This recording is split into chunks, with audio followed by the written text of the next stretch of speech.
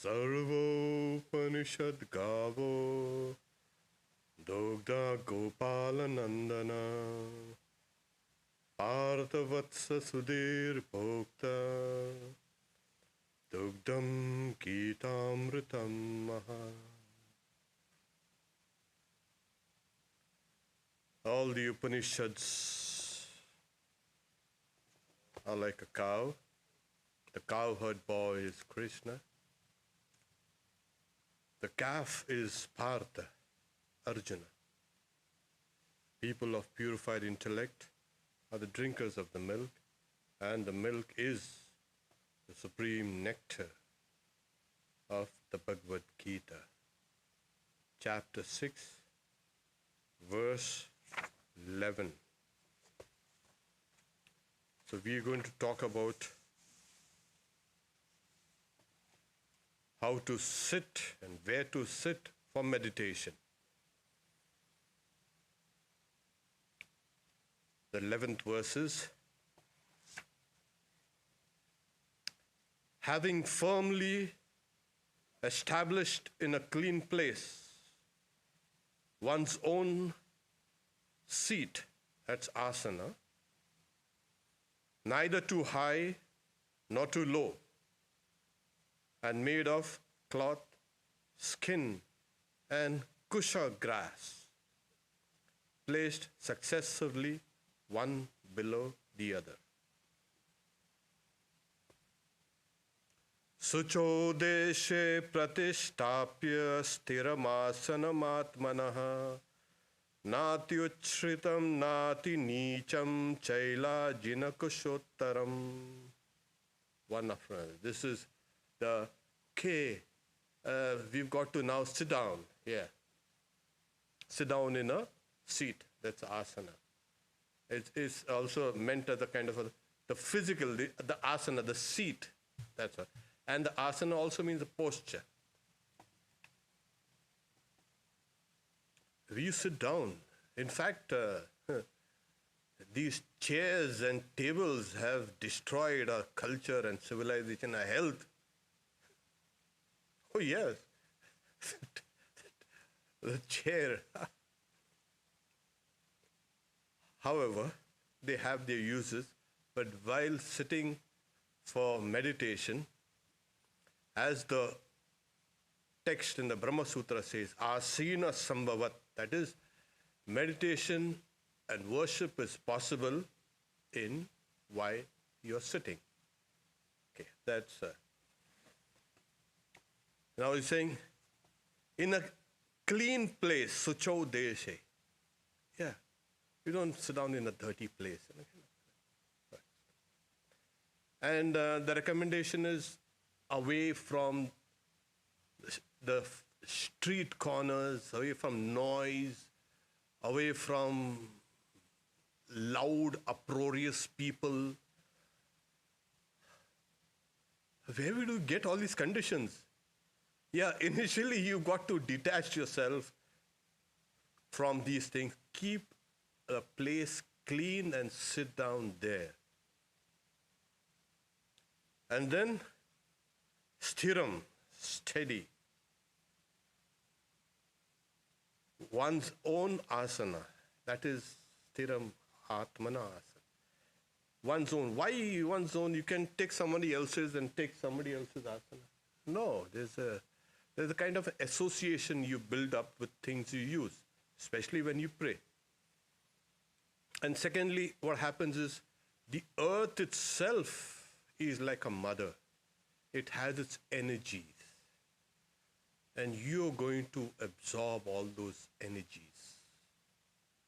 You know, certain places distract you, certain places repel you, certain places, makes you feel happy. Those places, if you see, are always associated with those particular things. Like people with murderous tendencies, they even pollute that place. Sri Ramakrishna, one time he went to Girish Ghosh's house and then he saw a newspaper there. He said, then he pointed it out and then somebody remove the newspaper, and then he's saying, sprinkle little Ganga water there, may purify it. There are some people, he's saying, that wherever they go, they pollute 7 feet of earth. So what happens is we carry around an atmosphere, and that also depends on the place. So the place should be conducive, congenial. That's what it is. You must use your own seat. And that also is one of the, you can say, recommendations when you sit down to practice meditation. Because you have become associated with this. All the holy, noble thoughts are associated with this.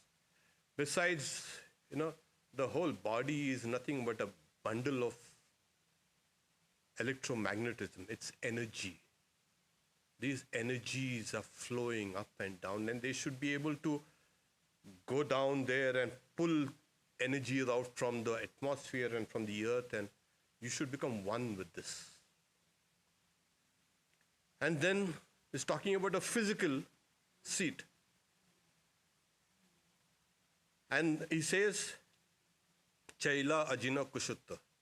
In the old days, even now we have these seats made of kusha grass. There was a long straw-like grass it used to grow abundantly. So it used to be dried, and then it used to be woven into seats. And above that, you place a skin, and above that you place a cloth, and then you sit on it.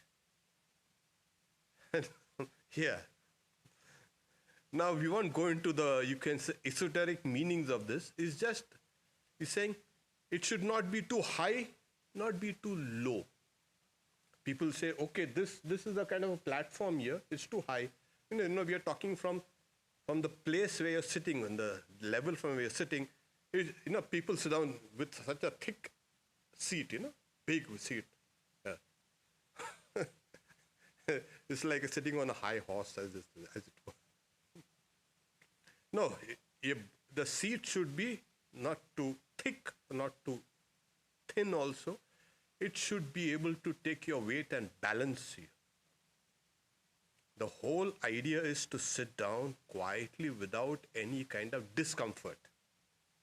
So there is no esoteric meaning there. Some people would like to have a silk cloth put on that. Oh, okay. Yeah, it conducts better electricity, they say. And then you have a skin, But now you cannot use any skins and all, tiger skins and deer skins and all that.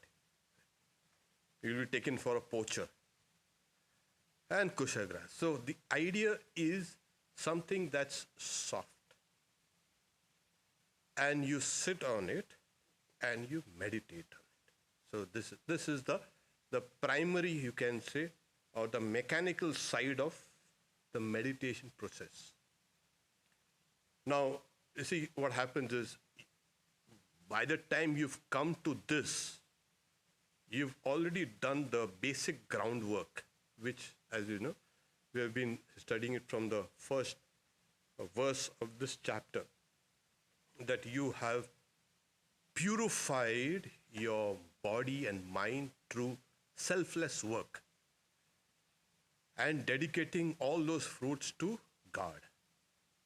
So this has purified you, and you are now ready. People say, oh, I've been meditating for so many years. Just today I had somebody who was saying, I've been meditating for so many years. I said, yeah, but that basic groundwork was absent. And when I started asking these questions, I came up with that the idea that this person had not done any kind of, you can say, pre-conditions that are meant to help you sit down.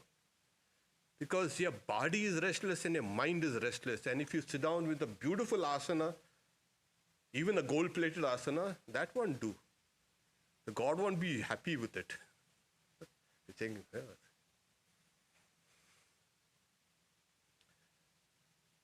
So, your body and mind free from restlessness, and now you're sitting down to meditate. So in the old days, it was, okay, you go to a bank of a river, or go to the forest, or go to the mountains, or go to the caves, and sit down quietly, alone. You've done enough with the crowd. If your mind is restless, you will need a crowd. When your mind is calm, you don't need anybody. You need God and yourself. You've detached yourself from all these kind of things. So this person does not suffer from loneliness and he has gone into a cave or a forest to meditate. No. This person is sitting down in order to plumb one's own depths. Just this morning we were discussing, about realization and God realization and enlightenment. I said, okay, that's okay, fine. You better get to know this, what is inside you. Not physically. We have the doctor here. It's not physically. He will tell us what's there inside. So it's not that. There are layers and layers and layers and layers and layers of our mind. So until and unless we don't dive deep in those depths, you will not be able to understand yourself. So the yogi or the yogini is sitting down to plumb one's own depths.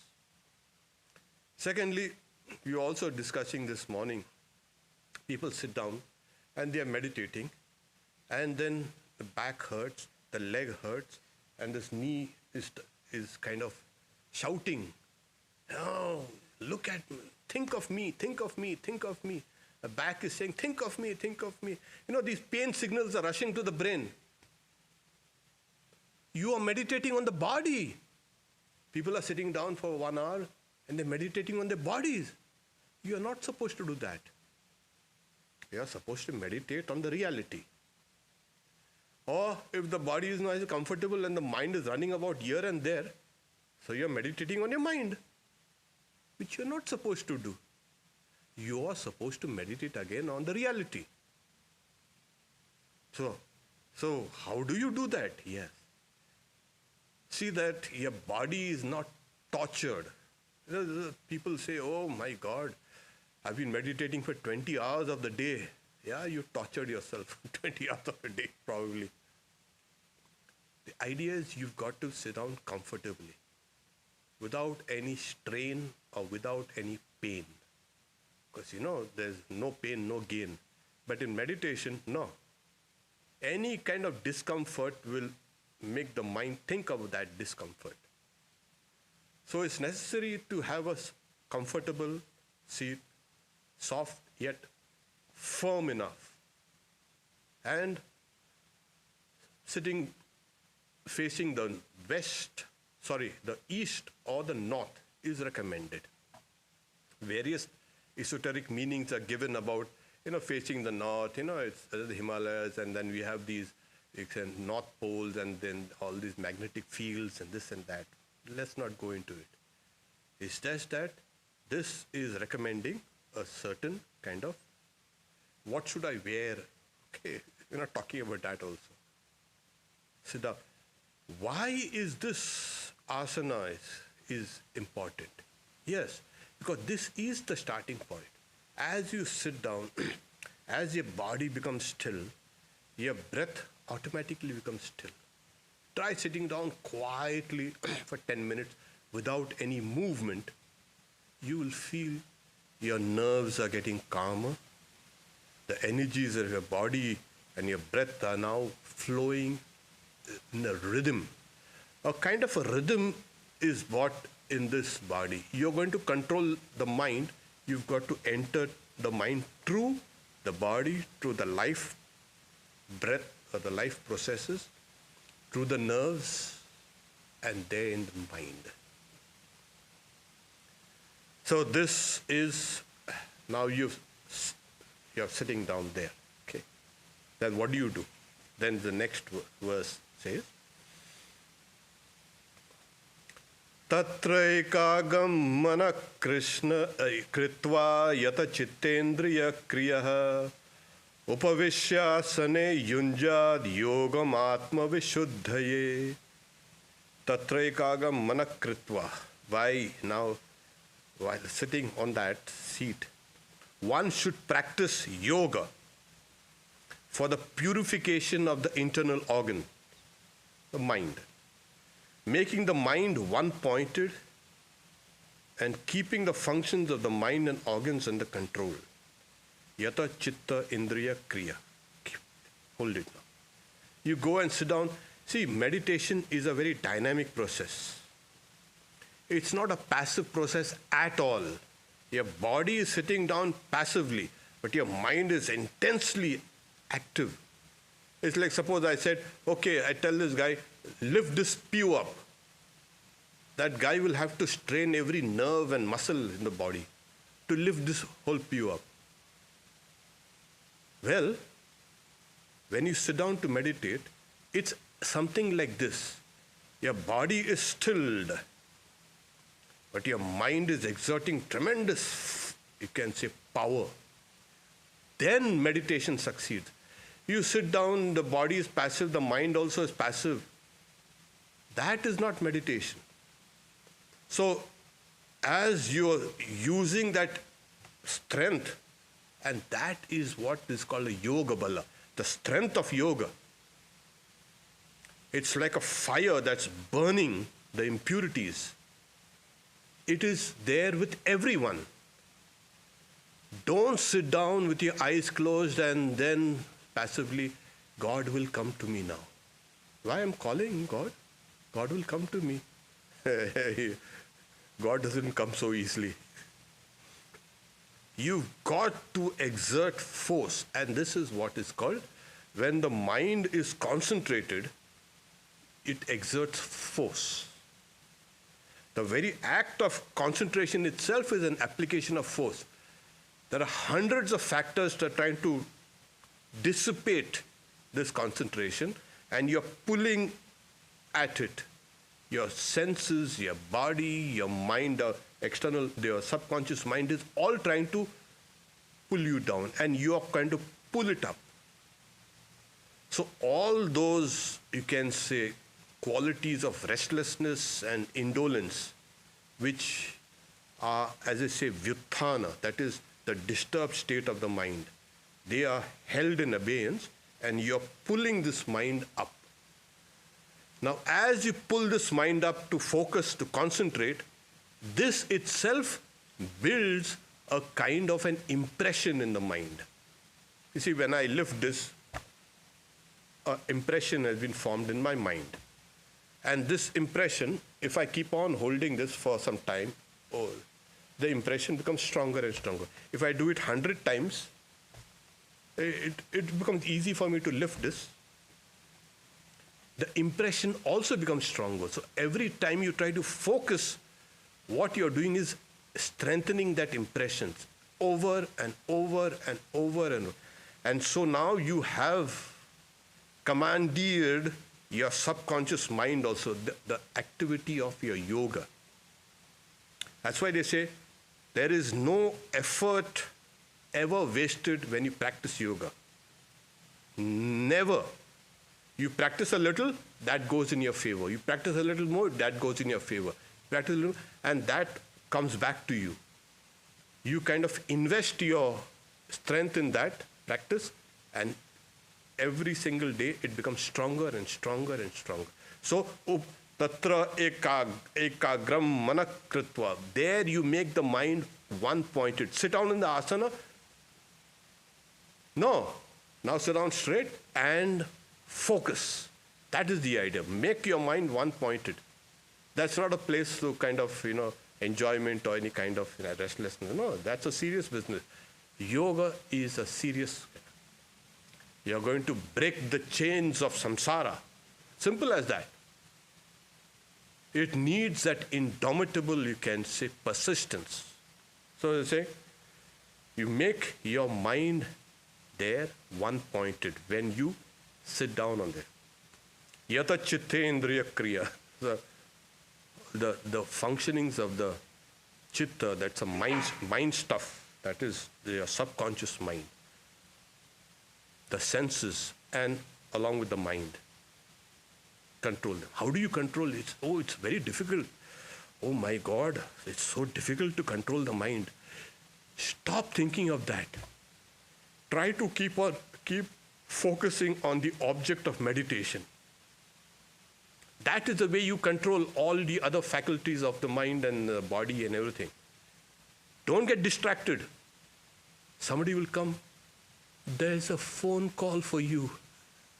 There, all your meditation has gone. Oh, you're feeling hungry. Oh, somebody is thinking of me. Oh, there it's gone. No. At that time, the world is off for you. If you're going to sit down for 10 minutes or 15 minutes or 20 minutes or half an hour or 1 hour, the world is off. It simply does not exist for you. The external world, the internal world exists. Let it ring. The world is not going to. You unhook that. The people who keep their phones on and meditate, and then they'll buzz and, hello, yeah, oh yeah, okay, fine. I'll see you tomorrow.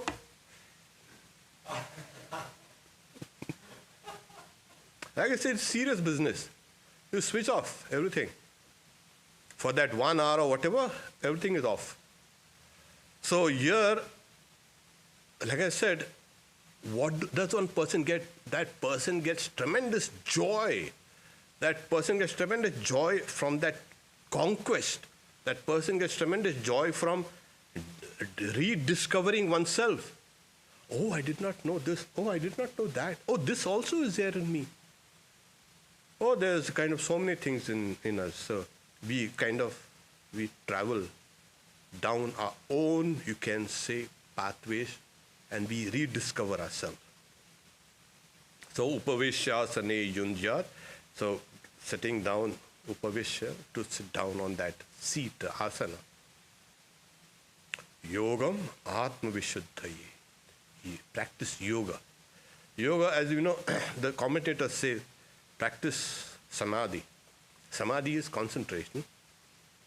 Practice yoga means samprajnata yoga.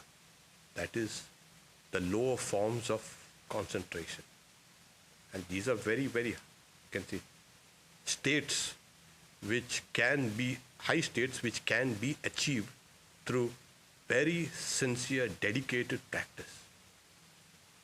So once you want this particular reality, there's nothing going to stop you from it. There's nothing going to stop you. Simple as that. People have been running about for happiness. Why? What's happiness outside? There's happiness inside. Secondly, sit down in the asana and do. Yeah, sit down. Do nothing. Why don't we go watch a movie with all these characters with big muscles and big guns and killing each other? The world has seen enough of violence. And we don't want violence. And that is not what the future of humanity will be. You know what the future of humanity will be? Like this, like the Buddha's picture, sitting down, sitting calm, quiet, still, enlightened. This is the icon of humanity, the future. So sitting down, what's that? You could have taken a big gun or a big, or you can say the video games, play a little. No. That's not human nature. Human nature is much higher and deeper and profound. This is what it is. The icon of a Buddha or a Vivekananda or a Ramakrishna, that is what humanity will reach to finally. It has to reach to. Not that pugnacious, you can say, behavior and this kind of crime and this lies and this corruption. What's this? And then a hero comes and he kills everybody and then he is killed. And this has been going on for ages and ages. We are not even sick of it. Somewhere humanity will have to find its balance. Will have to find its center of gravity. And where is it? On the seat in meditation. The future of humanity will be more on the consciousness level, on the mind level, not on the physical level. These physical levels, these are meant for brutes, actually. You see, even it's not good to talk, about brute. Even they have their dignity, Animals also. We should not talk in any kind of derogatory manner. But somehow we have lost our whole idea of what makes us human. Give up all your physicality, all that restlessness and all this acquisition and all this running about and all this pleasure seeking and pain avoiding. What's this? If you are still on that, you will not be able to sit down quietly and meditate. So this is what we are trying to get into. Tatraikagam mana Krishna kritva yat chittendriya kriya. So kritva is to do. There on the asana, upavishasana, make your mind one-pointed. Why one-pointed? The Upanishads, all the Vedas said, Drishyate tva grahya buddhya. It is seen through a one-pointed intellect. I remember we used to sit down and, for a few years, I was my guru, and then we used to ask questions, and one of the questions was, what is the need of all these studies and this and that? We could have simply done some little work and the meditation, more of meditation.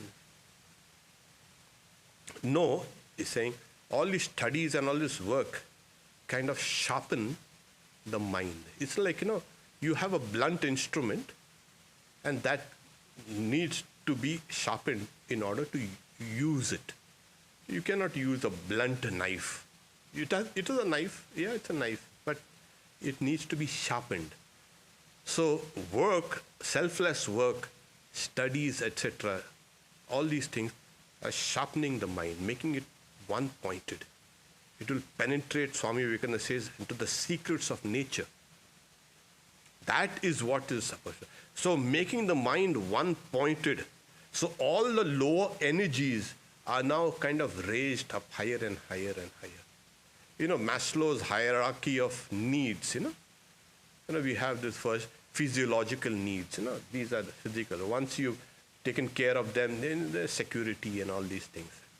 And then we have something called the psychological needs. And then we have something called the higher needs of, self-actualization. So these are you can say, the energies are slowly getting pointed up higher and higher and higher and to a focus. And that's what you're going to do in meditation. You're going to pull up all the energies which are flying about all over the place. You're bringing them out in the focus and pushing them in one direction. Saying, knock and the door will be open to you. The strength of that knock will determine how quickly the door will be opened, Swami Vivekananda says. So hit that door and it'll open. So this is how we're saying, sitting on that seat, one should practice yoga for the purification of the internal organ. Making the mind one-pointed and keeping the functions of the mind and organs under control. So purification of the internal, Atma Vishuddhi. What's it? Actually, our inner self is actually ourself. Our personality is not dependent on the body. The personality depends on the mind. Yes, and how cultured it is. So people, they spend a lot of time with the body, which is just a kind of a vehicle. I have seen so many people looking so ordinary, but what a powerful personality they had. And how does one get a powerful personality? To persistent work, external, and to persistent work, internal. This internal persistent work is making the mind one-pointed. So when you make the mind one-pointed, what happens? So we have done, okay, we made the mind one-pointed, fixed. Well, you get knowledge. The only way to gain knowledge is through one-pointedness. As simple as that. So you're saying, okay, make the mind one-pointed. Yeah. See, today's world, the attention span is so limited, so small, so fragmented. It's very difficult for people to sit down for 12 minutes or 10 minutes with an attention span. You look at a picture of Sri Ramakrishna, and then, like what we were trained, like, like you're going outdoors to do some work, look at a picture of Sri Ramakrishna, and you go out, and what happens is, hold that picture in your mind as long as you can. And we used to do it first, you should just dissipate. And then slowly we built it up. You're walking down the street, but your mind is looking at the image of Sri Ramakrishna, or any god or any goddess. So what's happened? You are now practicing this one-pointedness throughout the day, in a way. And when you sit down to meditate, there, what is in Sri Ramakrishna? If you eat radish, you will belch radish. Okay. So what you have done throughout the day, you've been shouting and fighting and sit down on the asana and said, now I'm going to make my mind one-pointed. Sorry.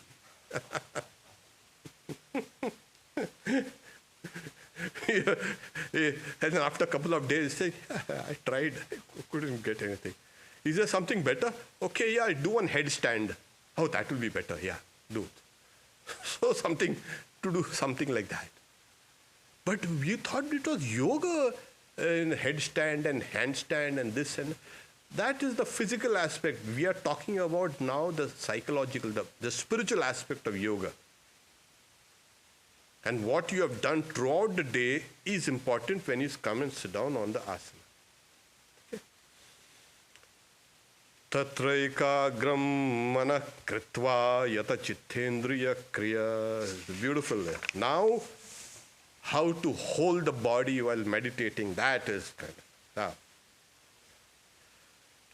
Sri Ramakrishna has said, don't sit down very stiffly, like a kind of a piece of dried wood, stiff. Later on, as you meditate, you'll become still. He also used to go around correcting his disciples' postures. He's saying, you're leaning a little to the left, towards. Don't lean that. Don't lean too much in the front also. Just sit down quiet, comfortably. The body has natural, you can say posture, where you sit down like that. Of course, those who are kind of used to it. There are people sitting down on seats or chairs for meditation. That also is permitted in this modern age. But then don't lean back, on the sofa or on the chair. Try to sit down straight with your spine free.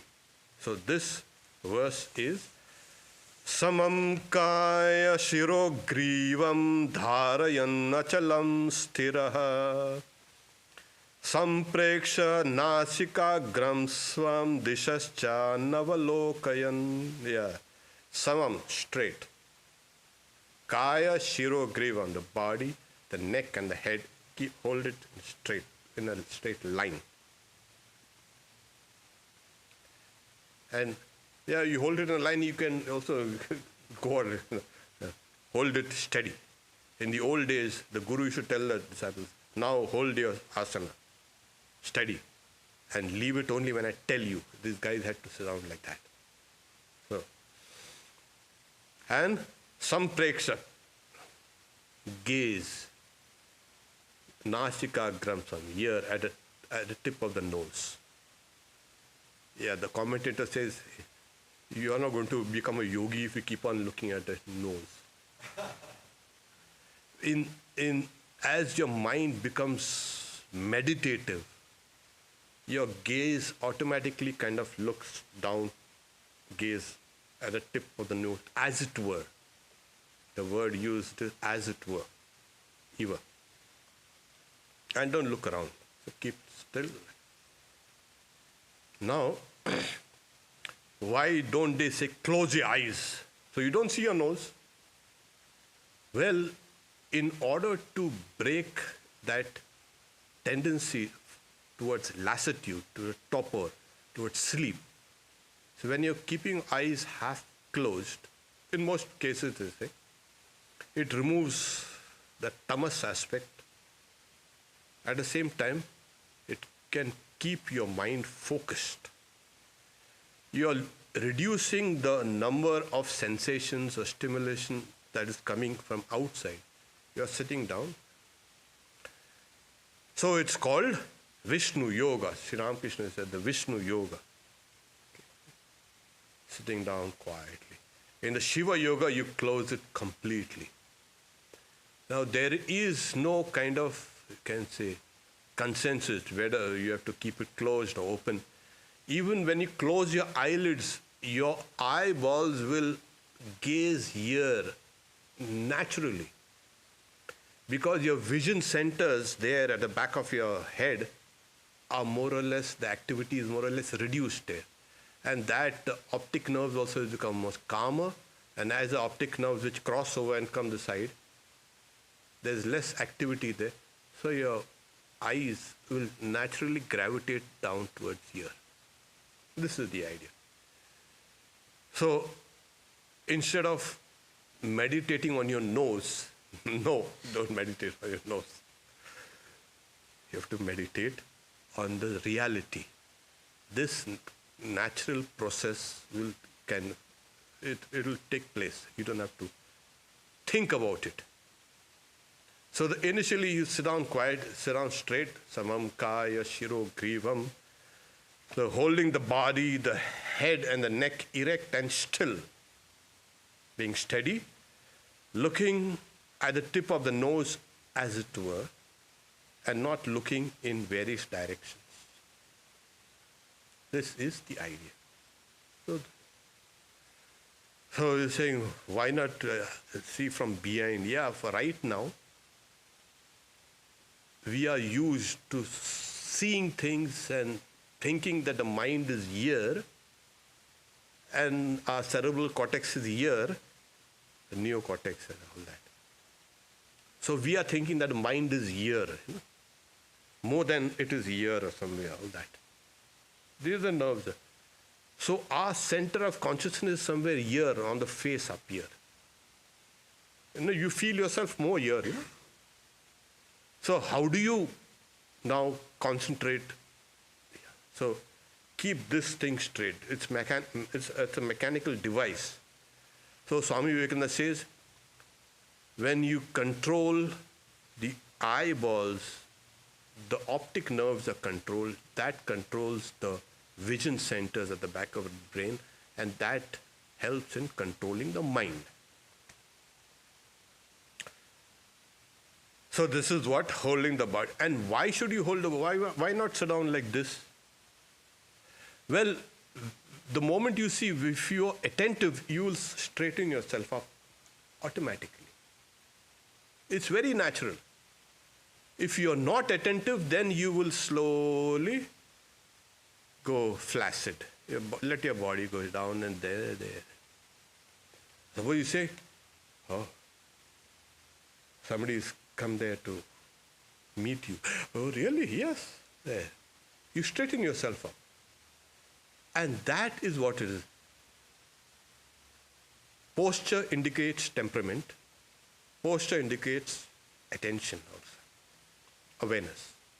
It's always like that. So you are now into serious business. So what?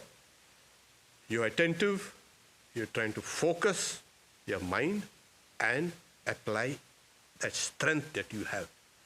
That will be compensated with more and more strength and more strength. Before you sit down, it's not mentioned that you pray to your guru, you pray to all the gods and the goddesses, you pray for the welfare of everyone. So this whole world is made of vibrations. You send out the good vibrations, and as you send out good vibrations, those good vibrations which are already in the mental atmosphere will also enter into you. So you are compensated also with this thing, that for thousands and thousands of years, all the yogis and all the sages who have practiced meditation, all their positive energies will enter into you. Yes, this is, it's like we don't generally believe in the law of karma. So whatever you do takes a circuit of the world and comes back to you. And as it comes back to us, what happens is, it is layered with all the other thoughts which are in the atmosphere, spiritual, mental atmosphere. So all the good thoughts thought by all the good people and all the yogis, they will also come back to you. So when you send a good thought out, it will come back to you. That's why when you start doing something good, you start becoming better and better and better and better. So you are reaching out to the whole world. They say, what's the use of this guy sitting down and meditating? It's useless. He's not doing any good to the world. No, this is the only way you can do good to the world. Sit down and meditate, please.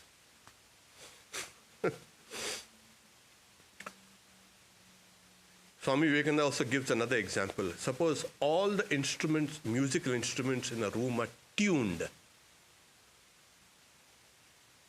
You play one instrument, and all the other instruments will also, you can say, vibrate on that same key. You've seen it, it's there, kind of. So, when you are sitting down and trying to concentrate, you are helped by God, by Guru, and by the millions and millions of people who have meditated before you. Oh yes, there. So you are not alone.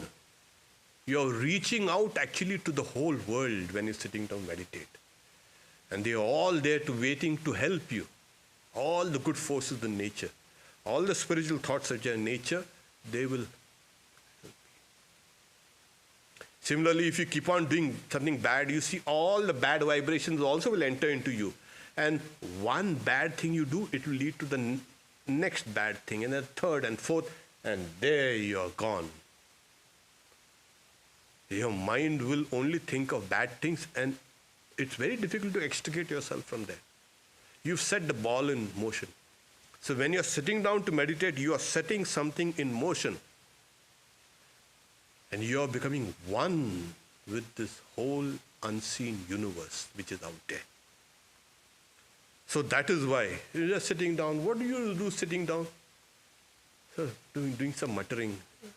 This guy, instead of doing something useful, the guy sitting down and doing some meditation.